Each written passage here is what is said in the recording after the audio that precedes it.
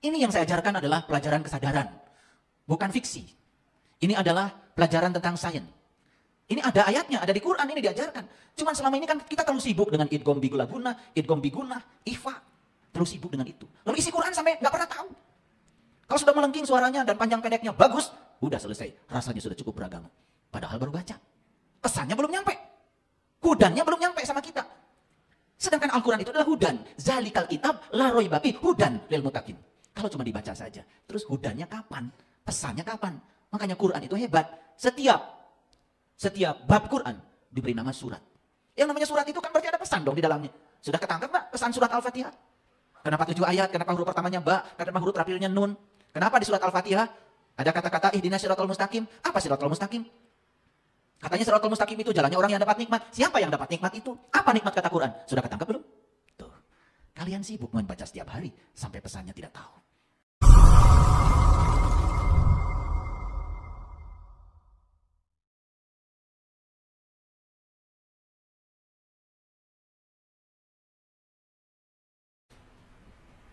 Orang yang sadar kalau dirinya itu bukanlah sebentuk tubuh, dirinya bukan pikiran, dirinya bukan perasaan, tetapi sadar sesadar-sadarnya kalau dirinya adalah percikan cahaya ilahi yang sedang dikaryakan di semesta ini. Sadar kalau dirinya adalah makhluk cahaya yang sedang dikaryakan di semesta ini, lalu diberi raga. Dan raga adalah kendaraan sebagai tempat di mana percikan ilahi itu berkarya. Sadar sesadar-sadarnya kalau dirinya adalah makhluk cahaya yang sedang dikaryakan di bumi ini, bukan makhluk bumi yang sedang mencari cahaya. Begitu seseorang sampai di titik itu, maka dia akan menjadi sangat lembut, sangat pengasih, sangat penyayang. Tidak berlaku kasar, tidak berlaku kejam, tidak mungkin menyakiti lagi makhluk lain. Bahkan orang yang semacam itu membunuh makhluk lain pun, walaupun itu bukan manusia, dia sangat merasa bersalah. Karena dia sudah mencapai satu kesadaran di mana pada setiap wujud yang berbeda itu sebetulnya terdapat jiwa yang sama. Maka orang yang semacam itu yang dipikirkan dalam hidupnya adalah pengabdian. Tidak sibuk mementingkan dirinya sendiri, tidak sibuk mengumpulkan harta. Sekalipun dia dikasih berkah, berkahnya itu dirasakan banyak orang. Hidupnya semata-mata untuk memberikan pengabdian seutuhnya kepada Dia yang Maha Nyata. Dan Dia yang Maha Nyata itu sudah mewujud. Manifestasi dari Dia yang Maha Nyata adalah insan al-kamil, yaitu yang disebut dengan manusia. Banyak yang sibuk menyembah Tuhan yang gaib, sementara dia melupakan Tuhan yang Maha Nyata. Mengabaikan kepedulian kepada sesama makhluk. Sampai Nabi Muhammad menyatakan tidak disebut orang beriman jika kamu tidur nyenyak, sementara tetanggamu tidak bisa tidur karena kelaparan. Tidak disebut orang yang beriman jika tetanggamu tidak nyaman dengan lidahmu, dengan lisan. Tidak disebut orang yang beriman jika dia berjalan menemukan ranting, dia tidak singkirkan. Tidak disebut orang yang beriman jika dia tidak peduli kepada sesama. Makanya Nabi Muhammad diutus ke semesta untuk menyempurnakan akhlak. Orang yang sudah berakhlak mulia, sudah tahaluk bi akhlakillah, berakhlak seperti akhlaknya Allah, dia akan menjadi sumber cinta, sumber sukacita, sumber berkah, sumber rahmat bagi siapapun. Bahkan rumput pun tidak takut dengan kehadirannya. Orang yang semacam ini tidak mungkin menginjak rumput, tidak mungkin mematahkan pohon, tidak mungkin membunuh makhluk sekecil apapun itu, karena dia sudah terhubung. Welas asihnya sudah nyata dalam dirinya.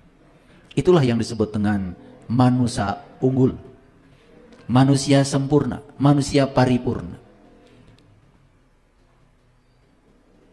Dan kita hari ini sedang butuh manusia-manusia berkesadaran seperti itu. Agama bukan lagi dalam kata-kata, agama bukan lagi dalam pakaian, tapi agama sudah mewujud menjadi perilaku. Itulah yang dikatakan dalam Al-Quran, Muhammadur Rasulullah wallazina ma'ahu asyidda'u 'alal kufar ruhama'u bainahum. Ciri umatnya Nabi Muhammad itu, dia sangat benci terhadap kufar. Kufar itu ketertutupan. Karena ketertutupan membuat seseorang menjadi sombong. Hanya ingin didengar, tidak mau mendengar. Merasa paling benar sendiri. Sehingga menjadi eksklusif dalam kehidupannya. Angkuh, sombong. Itu yang harus diperangi oleh kita. Orang kafir bukan orang yang berbeda keyakinan dengan kita. Tetapi orang kafir bisa jadi adalah sifat kita yang tertutup terhadap kebenaran. Tertutup terhadap pandangan orang lain. Tertutup terhadap nasihat dari orang lain. Itu yang disebut dengan kafaro. Kafir. Kafir itu bahasa Arab. Bahasa kitanya artinya tertutup. Kita tidak bisa membuka diri. Merasa paling hebat, merasa paling benar. Lalu menghakimi orang lain yang dianggap salah oleh kita. Padahal salah dan benar itu adalah penilaian. Penilaian produk pikiran. Bagaimana kalau pikiran yang tidak sadar menilai? Hasilnya akan jadi salah nilai. Makanya orang yang sudah mencapai kebijaksanaan, yang sudah sampai di puncak gunung, dia sudah bisa melihat pemandangan yang luas dan indah. Lihat cirinya. Tidak terjebak lagi pada penghakiman. Tidak terjebak lagi pada benar salah. Karena benar salah disadari oleh dirinya sebagai produk dari pikirannya sendiri. Ruhama'u bainahum. Dan ciri umatnya Nabi Muhammad itu berkasih sayang dengan siapapun. Tidak ada batas. Untuk menyayangi orang lain tidak perlu ditanya apa keyakinannya. Karena sayang, cinta itu kekuatan positif. Dan kekuatan positif itu tidak pernah ada syarat. Apa yang terjadi? Kebanyakan orang memahami ayat itu dengan keliru. Mendoakan saja hanya dibatasi pada kelompoknya. Kenapa sih kita tidak mendoakan untuk semua makhluk saja? Leluhur kita sudah punya satu kata yang sangat indah, singkat, tapi padat. Rahayu Sagung Dumadi.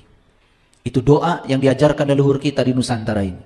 Semoga semua makhluk hidup, bahkan bukan yang kelihatan saja, termasuk yang tidak kelihatan, di setiap ruang dan waktu, di semua tingkatan kesadaran, doakan oleh kita, semoga mereka selalu berbahagia dan bebas dari penderitaan. Doa ya seperti itu. Karena Allah kita maha luas, Tuhan kita maha luas, doakan seluas-luasnya. Buat apa kita berdoa hanya untuk kelompok kecil? Bukankah Tuhan maha luas? Coba sebarkan cinta kasih. Luaskan cinta kasih. Luaskan ulas asih. Luaskan belas kasih pada siapapun. Maka orang yang semacam ini, kemanapun dia pergi, akan dirindukan kehadirannya. Bahkan oleh pohon pun akan dirindukan. Pohon yang merana, karena tidak pernah ada yang menyirami air, hampir mati. Orang yang punya ulas asih, pasti dia akan ambil air dan menyiramnya.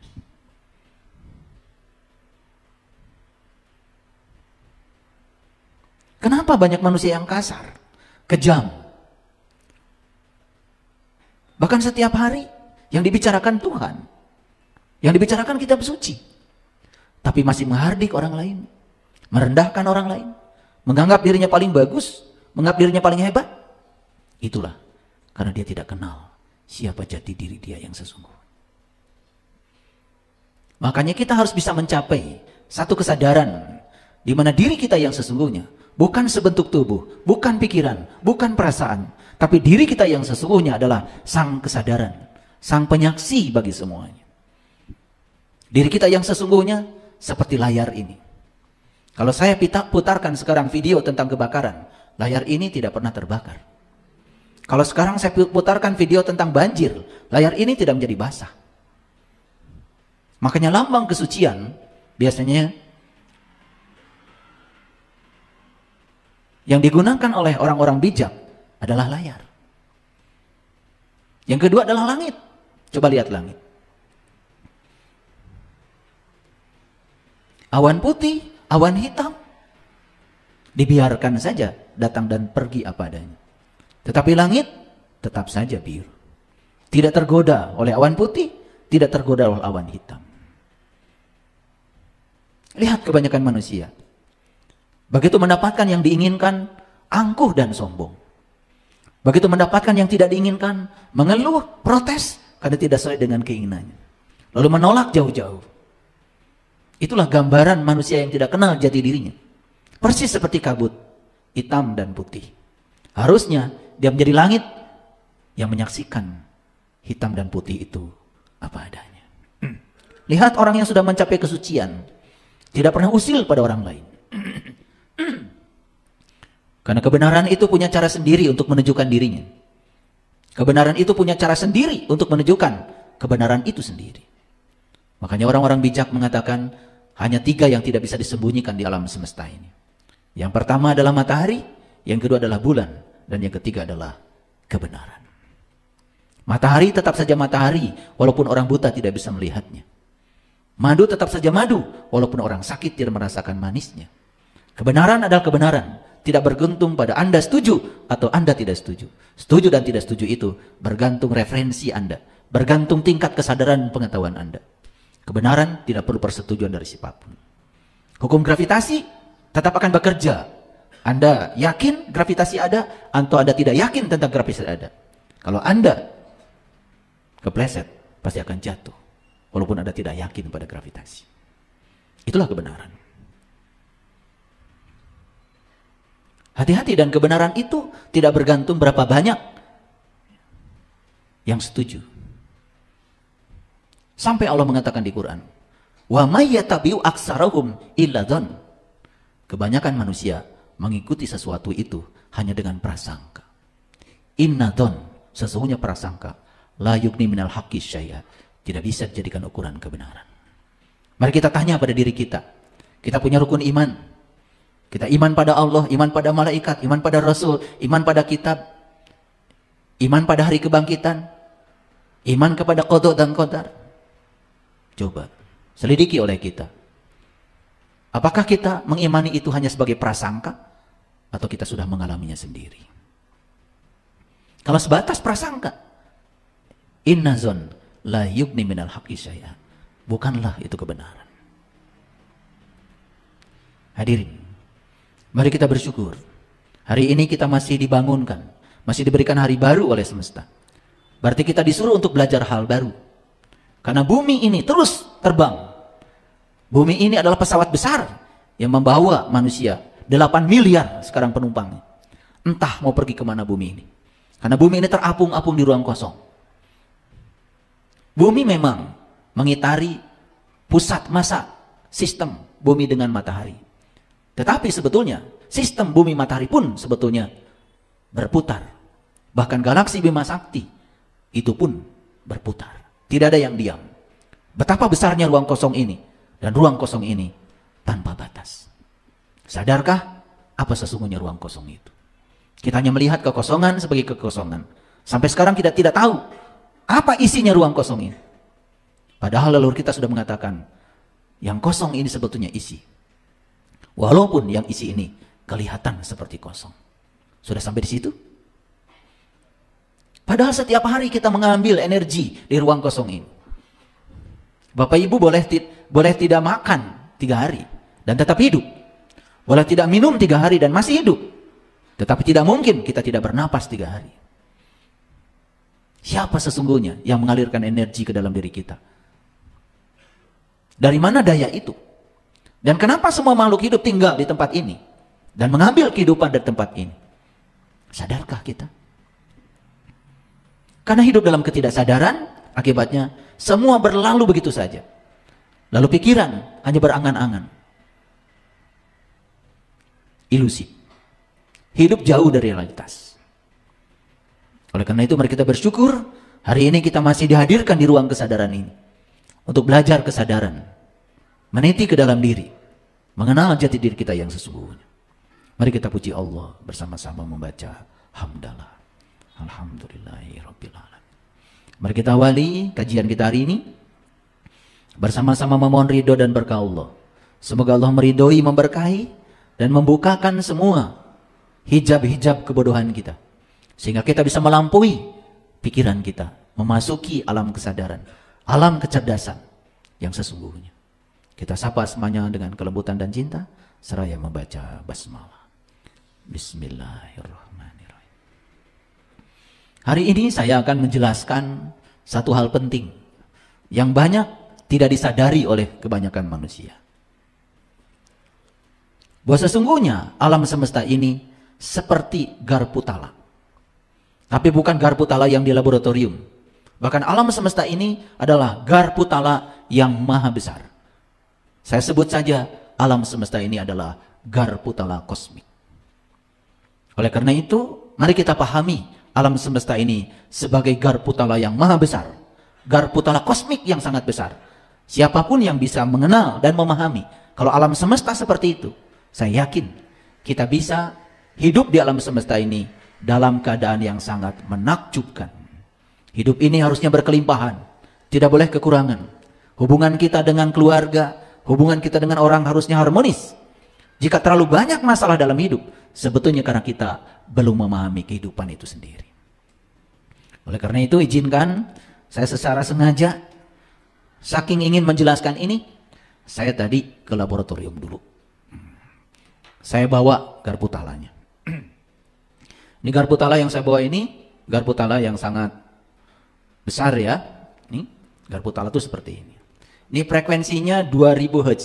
2000 Hz. Apa itu frekuensi? Frekuensi itu bahasa umum. Misalnya kalau saya berdiri di depan tuh, berapa frekuensi sepeda motor? Berarti saya menghitung berapa jumlah sepeda motor yang lewat di satu titik dalam waktu tertentu. Berarti frekuensi itu adalah jumlah terhadap waktu. Kalau lebaran kan biasanya ya frekuensi kendaraan meningkat. Itu artinya dalam waktu 1 jam asalnya 6.000, dalam jam yang sama kok jadi 12.000. Itu frekuensi. Frekuensi kelahiran meningkat. Artinya dalam kurun waktu yang sama dihitung berapa banyaknya kelahiran. Itu yang namanya frekuensi. Nah, sekarang saya membawa garpu tala dengan frekuensi 2000 Hz. Artinya garpu tala ini bisa memancarkan gelombang 2000 gelombang dalam 1 detik. Jadi dalam 1 detik dia menghasilkan 2000 gelombang. Nah, kembali lagi pada kata-kata yang penting dari seorang fisikawan namanya Nikola Tesla. Beliau mengatakan, jika kamu ingin tahu rahasia semesta, pahami semesta sebagai energi, frekuensi, dan vibrasi. Setiap energi pasti akan meradiasikan frekuensi. Setiap energi pasti di dalamnya ada vibrasi. Vibrasi itu adalah getaran. Hati-hati, karena pikiran dan perasaan kita itu adalah sumber getaran, sumber energi, sumber frekuensi, sumber vibrasi. Berarti sesungguhnya apa yang kita pikirkan dan kita rasakan tidak pernah hanya untuk diri sendiri. Karena apa yang kita pikirkan dan kita rasakan akan memancar ke semesta. Dan semua yang dipancarkan oleh pikiran dan perasaan itu akan disambut oleh semesta. Ketika berpikiran buruk, maka akan menggetarkan yang buruk. Yang buruk akan datang. Ketika merasakan yang buruk, maka yang buruk di semesta pun akan digetarkan. Jadi kenapa dalam kehidupan saya banyak yang buruk ya? Itu semua yang mengundang adalah kita sendiri. Ya, yang mengundang adalah kita sendiri. Baik, saya minta Kang Reza sini. Sini. Tolong pegang garpu tala ini. Pegang. Nah, gitu aja biar pegang ya. Nah, perhatikan saya. Kita dikasih oleh Allah telinga. Dan telinga manusia ini ada batasnya. Batas terendah frekuensi yang bisa didengar oleh suara, oleh telinga manusia itu 20 Hz. 20 gelombang bunyi per 1 detik. Itu yang paling rendah. Nah, yang paling tinggi yang masih bisa didengar itu 20.000 Hz. Luar biasa ya. Jadi Allah sudah ngasih batasan buat telinga kita. Telinga kita hanya bisa mendengar suara yang frekuensinya paling rendah 20 Hz dan paling tinggi 20.000 Hz. Di atas 20.000 Hz bukan tidak bisa didengar, sangat membahayakan bagi telinga manusia. Karena telinga ini secara fisik terbatas. Kecuali ada telinga dalam diri kita yang tanpa batas. Frekuensi berapapun bisa didengar, yaitu telinga kolbu. Nah, yang belum bisa menggunakan telinga itu, ya sudah, wassalam. Hidupnya semua serba terbatas. Pemahamannya juga terbatas. Yang dilihat juga terbatas. Makanya orang yang masih tertutup mata kolbunya gampang untuk ditipu. Karena dia masih berputar-putar di luar. Mata ini dihalangi kertas saja sudah tidak bisa melihat. Tapi mata kolbu dihalangi apapun bisa menembus. Karena kekuatannya sangat hebat. Ya. Jadi berapa batasnya? Paling rendah 20 Hz, paling tinggi 20.000 Hz. Nah, di bawah 20 Hz manusia tidak bisa mendengar lagi. Ya, frekuensi itu. Di atas itu rusak telinga kita. Oke? Sekarang saya akan getarkan garpu tala ini. Saya getarkan, angkat sedikit. Saya akan getarkan.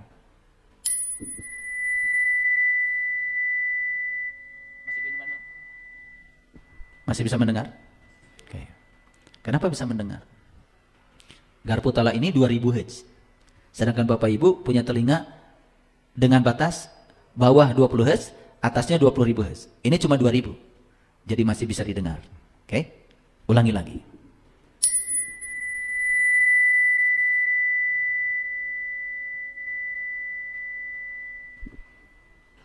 Masih bisa terdengar? Oke. Terima kasih. Baik. Kenapa Bapak Ibu bisa mendengar? Karena di sini ada yang namanya genderang telinga. Jadi gendang telinga ini ibarat garpu tala yang berbeda. Jadi kalau saya pukul garpu tala ini, kan dia menghasilkan frekuensi. Kalau di sini, di sini, saya hadirkan garpu tala yang sama 2000 Hz, semua akan bergetar.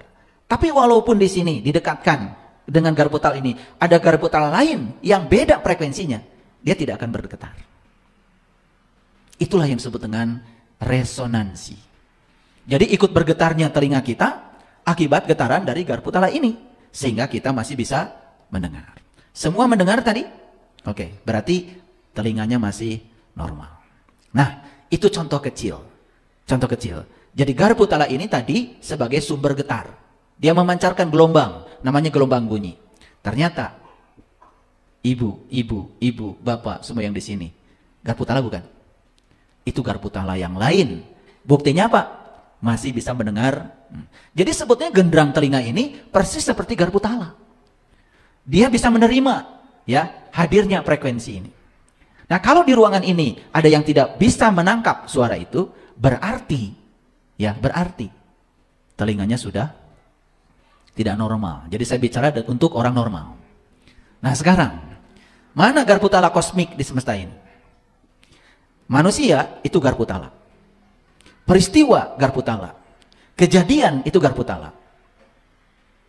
Dan kita ini semua adalah sumber getar. Di mana getaran itu dibangkitkan? Di sini dan di sini. Di sini namanya pikiran. Di sini namanya perasaan. Pikiran memancarkan gelombang. Perasaan juga memancarkan gelombang. Bayangkan ketika pikiran dan perasaan berpadu, betapa hebatnya gelombang yang dipancarkan. Dan gelombang ini akan merambat ke seluruh semesta. Dan siapa yang akan bisa digetarkan oleh dia, oleh gelombang ini? Yang sama frekuensinya. Yang sama frekuensinya. Jadi kenapa telinga kita bisa mendengar ini? Karena telinga kita batas bawahnya 20 Hz, batas atasnya 20.000 Hz. Berarti yang 2000 ada di tengahnya? Ada. Makanya telinga kita luar biasa bisa menangkap suara itu. Karena ada di antaranya. Baik, sekarang saya lanjutkan. Jadi mengerti bahwa semesta ini garpu tala kosmik? Oke, hati-hati. Apa yang dipikirkan, apa yang dirasakan tidak pernah terisolasi di tubuh kita. Semua dipancarkan ke semesta. Dan itu akan menggetarkan benda-benda, peristiwa yang sama frekuensinya. Bayangkan sekarang, orang-orang yang selalu terbatas pikirannya. Misalnya contoh sederhana. Besok kita jalan-jalan yuk. Kemana? Ya, yang dekat-dekat aja. Ke Singapura. Lihat jawabannya apa? Ketika jawabannya, Aduh, uang dari mana? Pertama aduh, yang kedua uang dari mana? Sudah, itu yang dipancarkan ke semesta. Frekuensi itu yang didengar oleh semesta. Makanya orang lain pergi, dia tidak pergi. Karena yang ditarik oleh dia, yang sama frekuensinya. Aduh, uang dari mana? Sering mengucapkan kalimat itu. Contoh sederhana. Misalnya anak bergurau kepada kita. Ibu, mobil itu bagus. Kamu jangan mimpi. Satu. Kata-kata yang terucap adalah jangan mimpi. Yang kedua, ditambah lagi. Buat makan aja susah, tambah lagi.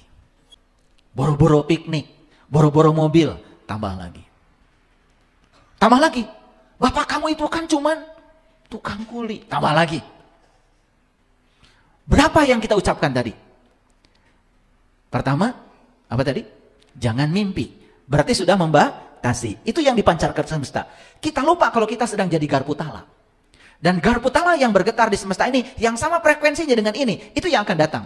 Makanya terus saja berada pada kondisi yang sama. Yang kedua, buat makan aja susah. Makannya susah? Susah. Tambah lagi yang ketiga. Ya. Apa tadi?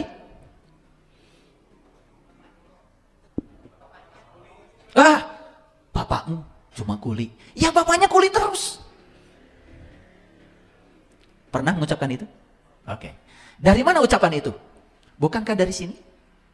Dari sini dan dari perasaan kita sendiri. Bayangkan, setiap hari kita terus-menerus bergulat dengan itu. Kita tidak sadar kalau diri kita adalah sumber getar dan kita sedang menggetarkan yang di luar diri kita. Makanya akan hadir dalam kehidupan kita hanya itu saja. Sementara kita berpikir berkelimpahan, ingin uang banyak, ingin, betul? Orang-orang lain baik, ingin sehat, tapi yang dipancarkan ke semesta yang sebaliknya. Makanya heran sekarang itu, ya. Ada orang ngajarkan ini doa mustajab, tidak mustajab. Doa dikabul, tidak dikabul. Dikabul, tidak dikabul doa itu bukan tergantung kepada kata-kata doanya. Bergantung pada pikiran dan perasaanmu. Karena itu sebetulnya sumber utamanya. Jadi doa yang diucapkan dalam bentuk kata-kata itu hanya afirmasi saja. Tetapi apa yang kita katakan, kalau dinegasikan oleh pikiran dan perasaan kita, buat apa? Contoh, baru aja berdoa, ya Allah limpahkanlah rezeki kepadaku. Itu kata-katanya. Begitu anak bilang, Bu, tadi ada orang lewat, sepeda motornya bagus. Pengen Bu, jangan mimpi. Uang dari mana? Buat makan dia susah. Padahal baru saja berdoa, ya Allah limpahkan rezeki. Kenapa sih ngomongnya, nanti kita bisa beli. Nanti ada waktunya kita bisa beli. Bahkan saya ajarkan pada anak, kamu juga nanti kalau sudah besar, pasti bisa beli. Kenapa sih tidak dipilih kata-kata yang mendukung doa kita? Itu yang tidak disadari, karena hidup tanpa kesadaran. Akhirnya cari buku di toko buku, kumpulan doa-doa mustajab. Lah yang nulis bukunya aja tidak mustajab. Karena saya pernah punya teman, nulis kumpulan doa-doa mustajab. Mohon maaf, susah hidupnya. Itu buku hanya untuk dijual pada orang lain dan tidak diamalkan oleh dirinya. Makanya suatu saat saya ajak diskusi dia. Saya ubah pikiran dan perasaannya. Kepada dia dimasukkan pikiran positif. Sampai sini mengerti? Oke. Nah, kenapa judul ini menjadi penting? Kenapa kita harus paham bahwa semesta ini adalah garpu tala kosmik? Karena apa yang kita getarkan lewat pikiran dan perasaan kita, itu yang akan datang ke dalam kehidupan kita. Coba sekarang diubah menjadi tanpa batas. Saya ini sekarang sedang mengalami satu kejadian yang luar biasa. Setiap hari ada orang datang ke rumah menawarkan tanah, menawarkan rumah, tiap hari. Dan ketika mereka menawarkan tanah, saya tidak mengatakan uang dari mana, tidak. Nanti kita lihat ya. Semoga saya bisa membelinya. Ya keluarkan aja kata-kata itu. Daripada, wah Pak, punten. Boro-boro meli tanah Pak. Kalau tuang oge sesah. Nah. Jadi bagaimana? Keimanan kita adanya di mana? Katanya Allah bersama kita. Lebih dekat daripada urat nadi leher kita. Dia maha segalanya. Dia maha kaya. Dia maha luas. Dia maha kuasa. dia maha segalanya. Tapi Allah yang ada dalam diri kita pun oleh kita direndahkan dengan kata kita sendiri. Kita selama ini tidak sadar kalau kita telah menciptakan berbagai macam keterbatasan. Saya kalau berangkat sama istri saya, nih istri saya tuh yang tuh paling cantik. Nih istri saya. Kenalkan istri saya. Gak pernah. Kita makan di mana? Gak pernah. Ya yang penting makan lah. Gak pernah. Gak pernah. Karena tubuh ini istimewa. Tubuh ini mewah. Dan tubuh ini adalah amanah yang diberikan Allah yang harus dijaga. Maka tubuh ini kasih makanan yang bagus. Makanya saya sering bilang sama keluarga, sama anak-anak. Nanti kita cari di dekat sini restoran yang paling bagus apa ya? Gitu. Di dekat sini hotel yang paling bagus untuk menginap, hotel mana ya? Sekarang ini kan info tentang makanan, restoran, hotel, semuanya sudah ada. Buka keterbatasannya. Ada saya punya teman, mau makan, itu gak makan-makan. Muter aja, cari yang murah. Karena dia sudah terbiasa dengan keterbatasan, tidak memantaskan diri. Coba, saya sering bilang, kalau ada baju bagus, mahal, jangan berkata, ah mahal. Jangan. Nanti balik lagi ya, saya ambil kamu. Imajinasikan dan rasakan seakan-akan baju itu sudah kita pakai. Pasti ada uangnya untuk beli itu. Dengarkan kata-kata saya. Karena kita sering membatasi. Apalagi kita sudah negatif. Begitu lihat angka yang nempel di baju itu. Wah mahal, perampokan ini. Tuh. Sudah mahal perampokan. Kata perampokan itu sudah membuktikan bahwa kita sama sekali tidak apresiasi terhadap karya orang. Kalau saya begitu lihat batik yang bagus, duh hebat orang ini. Bikin batik seindah ini. Dan orang ini tidak mungkin bisa batik seindah ini kalau tidak ada daya dalam dirinya. Tidak ada kekuatan positif dalam dirinya. Yang tiada lain adalah Allah. Maka saya melihat batik bukan sekadar karya manusia, tapi karyanya Allah. Jadi kalau itu karya Allah, saya wajar kalau menghargainya tinggi. Makanya saya tidak pernah lihat angkanya berapa. Saya pasti bisa beli. Coba begitu. Hidup itu keren. Ini yang saya ajarkan adalah pelajaran kesadaran. Bukan fiksi. Ini adalah pelajaran tentang sains. Ini ada ayatnya, ada di Quran, ini diajarkan. Cuman selama ini kan kita terlalu sibuk dengan idgham biguna, idgham biguna, ikhfa. Terlalu sibuk dengan itu. Lalu isi Quran sampai nggak pernah tahu. Kalau sudah melengking suaranya dan panjang pendeknya bagus, udah selesai. Rasanya sudah cukup beragama. Padahal baru baca. Pesannya belum nyampe. Hudannya belum nyampe sama kita. Sedangkan Al-Quran itu adalah hudan. Zalikal kitab la raiba fihi hudan lil muttaqin. Kalau cuma dibaca saja, terus hudannya kapan? Pesannya kapan? Makanya Quran itu hebat. Setiap bab Quran diberi nama surat. Yang namanya surat itu kan berarti ada pesan dong di dalamnya. Sudah ketangkap nggak pesan surat Al-Fatihah? Kenapa 7 ayat? Kenapa huruf pertamanya ba? Kenapa huruf terakhirnya nun? Kenapa di surat Al-Fatihah ada kata-kata ihdinas siratal mustaqim? Apa siratal mustaqim? Katanya siratal mustaqim itu jalannya orang yang dapat nikmat. Siapa yang dapat nikmat itu? Apa nikmat kata Quran? Sudah ketangkap belum? Tuh. Kalian sibuk membaca setiap hari sampai pesannya tidak tahu. Padahal itu Al-Fatihah. Al-Fatihah itu pembuka. Luar biasa ya. Surat kedua Al-Baqarah. Sudah ketangkap pesannya? 286 ayat itu. Coba. Dari mulai alif, lam, mim. Apa pesannya? Zalikal kitab. Itu kitab. Mana kitabnya?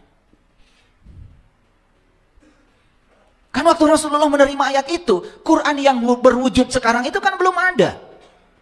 Sedangkan kalau mengatakan itu kitab, berarti barangnya harus ada. Nah yang disaksikan Rasulullah, kitab yang mana? Kan Quran yang sekarang bengkelekan di depan kita itu belum ada. Tetapi Allah mengatakan, zalikal kitab, itu kitab, la raiba fihi. Nah kitabnya tidak mungkin tidak ada. Karena kalau saya bilang ini gelas, kan gelasnya harus ada. Kalau saya bilang ini laptop, laptopnya harus ada. Betul? Coba kalau saya bilang, ini orang tua saya. Gak ada kan? pasti kalian bubar. Betul nggak? Ini tidak ada masalah apa mungkin dengan saya. Betul nggak? Bilang ini orang tua saya, orang tuanya nggak ada. Kan bilang ini tuh harus ada barangnya. Betul apa tidak? Apalagi kalau belajar ilmu tafsir. Zalika itu bisa ini. Dari itu menjadi ini saja, itu kan ada proses. Kalian lihat sumur, ada air, jauh, kan bilangnya itu air. Kalau sudah di ember, bilangnya ini air. Nah dari itu menjadi ini saja, kan harus ada upaya. Coba kalau didalamin, keren banget. Cuman kita tidak sampai situ ngajinya. Pokoknya, kalau ada titiknya, zalika. Kalau sudah benar mengucapkannya, baru disebut sudah beragama. Belum, kita baru bisa meniru cara orang Arab melafalkan itu. Tapi pesannya apa? Coba, hudan lil muttaqin, petunjuk bagi orang yang bertakwa. Pernah nanya siapa yang bertakwa itu? Tidak bisa langsung mengklaim saya. Ntar dulu, lihat penjelasan orang yang bertakwa di Quran. Siapa? Gitu gak ngajinya? Gak gitu. Makanya apa? Ya nasibnya juga gitu-gitu aja. Hidupnya juga gitu-gitu aja. Bahkan masalahnya pun itu-itu saja. Keluhannya itu-itu saja. Aduh, tidak kreatif hidup. Masalah aja itu-itu aja. Atau bikin masalah yang baru. Oke, lanjut ya. Sudah paham ya judulnya? Saya tunjukkan ini gambar. Ini garpu tala yang satu, itu adalah sumber getarnya. Garpu tala yang kedua, ini garpu tala yang lain. Cuman frekuensinya sama. Ternyata gelombang dari garpu tala satu bisa ditangkap oleh garpu tala dua. Kenapa? Sama frekuensinya. Jadi kalau saya memancarkan gelombang lewat otak saya dan perasaan saya, dan yang dipancarkan yang negatif, garpu tala mana di semesta ini yang akan bergetar? Yang sama frekuensinya. Yang sama frekuensinya. Tetapi kita selama ini tidak jujur. Kita mengira yang datang dalam kehidupan kita itu seakan-akan didatangkan oleh Allah. Tidak, yang mendatangkan kamu sendiri. Allah itu hanya Rabb al-Alamin. Dia adalah kehadiran, dia adalah keberadaan. Allah hanya menunggu apa yang kamu pancarkan. Maka Allah bilang, aku bergantung kepada sangkaan kamu. Aduh, memahami hadis itu aja dari dulu gak lulus-lulus. Saya juga nggak ngerti, kalian tuh sibuknya apa? Padahal Nabi Muhammad bilang, tafakur sejenak jauh lebih mulia daripada sholat sepanjang malam. Itu hadis. Tafakur sebentar jauh lebih mulia daripada sholat sepanjang malam. Bukan berarti bahwa Nabi Muhammad menyepelekan sholat. Bukan. Kamu sholat juga nggak ngerti tujuannya. Tidak akan mencapai tujuan sholat. Jadi artinya Nabi Muhammad menitik beratkan apapun yang kamu lakukan, pikirkan heula. Pahami dulu. Kita ini selama ini terlalu sibuk mengamalkan sesuatu yang sebetulnya kita sendiri tidak paham. Makanya di Quran disebut manusia yang semacam itu manusia yang rugi. Rugi itu banyak aktivitasnya, tetapi tidak berbuah. Paham sampai sini? Jadi garpu tala yang sebelah kiri itu sumbernya. Yang kanan, yang lain. Yang bisa digetarkan oleh sumber itu. Kenapa bergetar yang kanan? Satu frekuensi. Nih, coba perhatikan dalam hidup. Tukang gosip, pasti. Pasti temannya tukang gosip lagi. Coba lihat aja. Kalau nggak percaya sama saya. Orang yang mikirnya negatif, itu akan dikumpulkan dengan mereka yang negatif. Karena sama frekuensi. Coba tukang ngeluh, pasti ketemu lagi dengan tukang ngeluh. Tukang curhat, pasti bakal ketemu lagi tukang curhat. Coba perhatikan, cuman kita tidak memperhatikan itu. Ketika kita mengubah diri kita di frekuensi yang berbeda, saksikan saya, yang hadir di kehidupan kita, orang-orang yang frekuensinya berbeda. Makanya coba perhatikan, ketika kalian dulu butuh guru ngaji supaya bisa ikro 1, ikro 2, ikro 3, ikro 4, ikro 5, ikro 6. Yang akan hadir pasti guru ikro. Setelah ikro selesai, kemudian kalian menganggap sudah selesai belajar agama. Ya sudah, selesai sampai di situ. Tapi yang punya kebutuhan lain, saya ingin belajar ilmu hakikat, ilmu torikat, ilmu ma'rifat. Di kebutuhan itu, karena dia berada di frekuensi yang berbeda, akan hadir guru-guru yang berbeda. Perhatikan aja. Perhatikan aja. Siapa yang menarik itu? Kita sendiri. Makanya mengubah nasib, berarti mengubah pikiran dan perasaan. Oke, lanjut. Gambar apa ini? Yang sebelah kiri gambar pemancar. Yang sebelah kanan gambar radio. Nih, supaya radio ini bisa menangkap siaran, apa yang harus dilakukan? Pertama, radionya harus ada baterainya. Itu dulu. Betul? Iya dong, harus hidup. Lah nggak ada baterainya? Jadi kita harus hidup. Saya mau nanya dulu, kalian hidup apa tidak?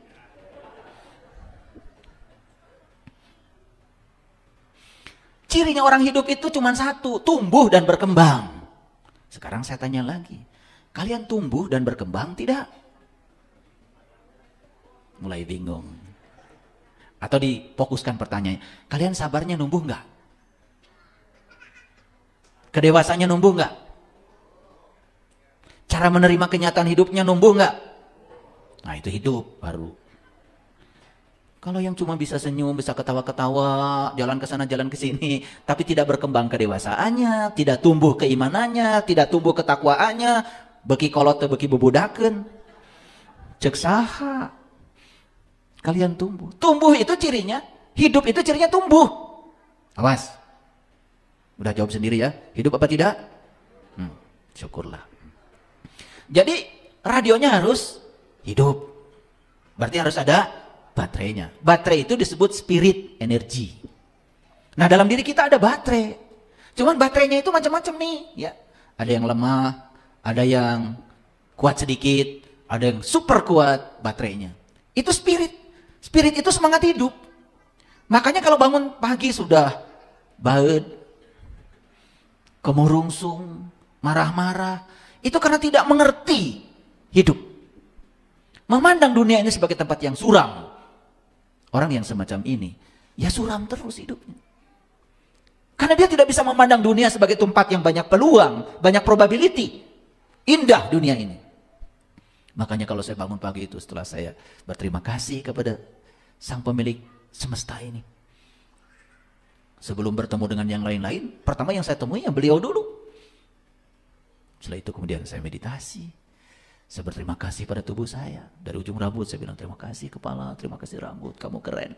Terima kasih mata, kamu terus melayani. Melihat keindahan semesta ini. Terima kasih telinga, keren kamu. Terima kasih hidung, terima kasih gigi. Makanya gigi saya sekarang usia saya 58 tahun, gak ada yang bolong. Karena setiap hari saya rawat, saya ucapkan terima kasih. Saya ucapkan terima kasih pada jantung, pada semua. Cukup? Belum cukup. Saya minum air, kemudian saya olahraga. Tiap hari saya olahraga 30 menit. Ya, harus dirawat tubuh ini. Baru sarapan pagi yang sehat. Udah, setelah sarapan, terima kasih semua makanan. Kamu telah menjadi energi dalam tubuhku. Dan energi ini akan aku gunakan untuk melakukan usaha. Apa usahanya? Ya udah seperti ini. Saya datang ke sini. Ya, menyebarkan kesadaran. Hidup indah. Selalu setiap bangun pagi itu penuh sukacita. Meletup-letup. Batin ini meletup-letup. Rasa ini meletup-letup. Makanya seharian itu tidak pernah ada yang tidak ajaib. Semuanya menakjubkan. Semuanya keren. Saya bisa bertemu Bapak Ibu di tempat ini menakjubkan bagi saya. Karena pertemuan ini mahal. Belum tentu besok lusa kita bisa bertemu seperti ini lagi. Hari ini adalah hari yang sangat penting bagi saya. Saat ini adalah saat yang paling penting bagi saya. Dan sekarang saya bersama dengan orang-orang penting. Siapa orang penting? Orang yang sedang menghidupi hidup saya saat ini. Ini akan menjadi sejarah. Penting. Maka lakukan tindakan penting pada orang penting. Jangan pernah menyakiti siapapun. Jangan pernah merugikan siapapun. Jangan ada lagi kata-kata yang terucap lalu membuat orang lain berkurang kebahagiaannya. Coba jaga, riksa, waspada kemanapun kita pergi. Kalau punya uang di rumah, penuhi sakunya dengan uang. Di jalan, bagi. Coba, rasakan keajaibannya. Luar biasa. Oke, lanjut dulu. Yang sini pemancar, yang sini radio. Kapan radio ini bisa menangkap siaran dari pemancar? Satu, radionya harus hidup. Yang kedua, radionya harus diubah frekuensinya. Mau menangkap siaran dari radio mana? Pasti di-tuning namanya. Betul? Nah, di-tuning itu artinya disamakan frekuensinya. Makanya ketika di-tuning pada frekuensi tertentu, maka yang ditangkap itu adalah siaran dari radio tertentu, bukan dari tempat yang lain. Sama, kita mau menangkap frekuensinya ilahi, tuning.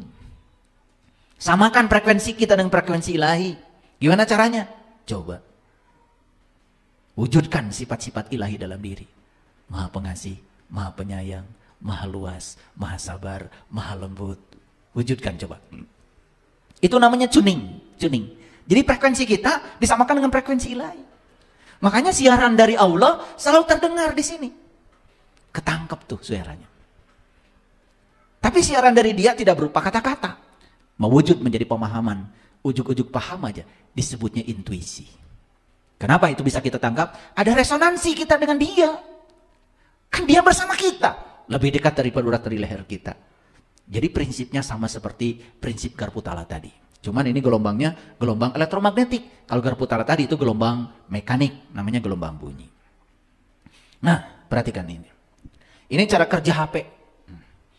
Jadi itu pemancar tuh yang sebelah sana itu pemancar. Yang sebelah sini itu adalah intensitas dari gelombang elektromagnetiknya. Yang sebelah sana excellent tuh. Yang dekat dengan sumber excellent. Agak jauh sedikit good. Nah, agak jauh di sini ya poor. Sudah mulai lemah signalnya. Nah, yang paling jauh no signal. Saya mau nanya, pernah nggak kita berada di no signal? Aduh, nggak ada sinyal. Betul? Mengeluh? Mengeluh. Kirim berita gosip nggak bisa. Padahal ini penting banget nih.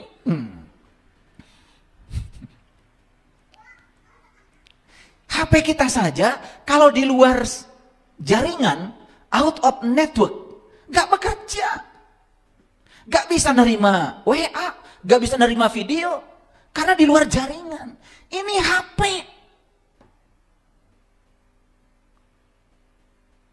Makanya harus dekat dengan sumber. Maaf ya. Maaf. Banyak orang yang tidak sadar kalau dirinya ada di luar jaringannya ilahi. Maka lost control. Marah-marah, menipu orang, berbuat jahat, korupsi, merugikan masyarakat. Itu berarti dia sudah keluar dari jaringan. Out of network.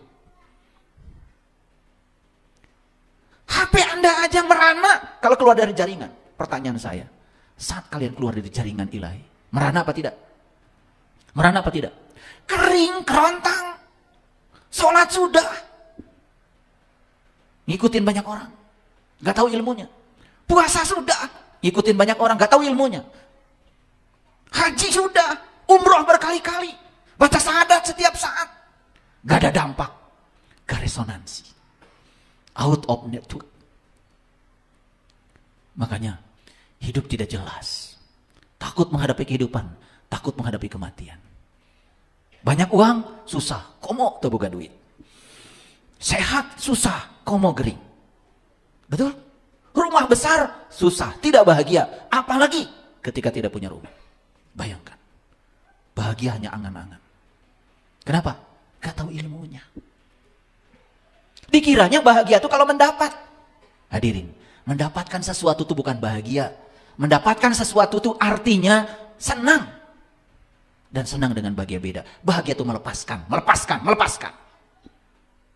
Punya uang 100.000, makan sendiri di restoran.